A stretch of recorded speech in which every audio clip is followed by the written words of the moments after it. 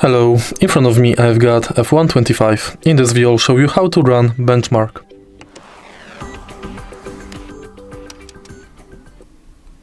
In the beginning, let's go to settings and enter graphics settings. Enter benchmark mode and firstly select track, weather type, camera mode, number of laps. Then you can enable FPS counter and loop benchmark test. Next, select Run benchmark test.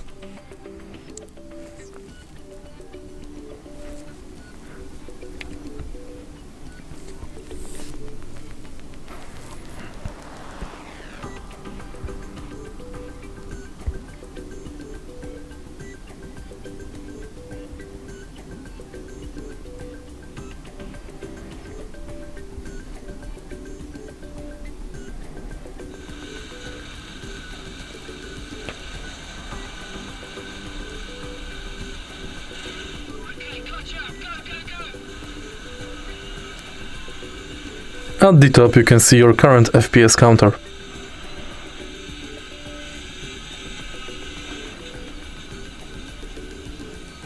If you find this video helpful, please leave like, comment and subscribe.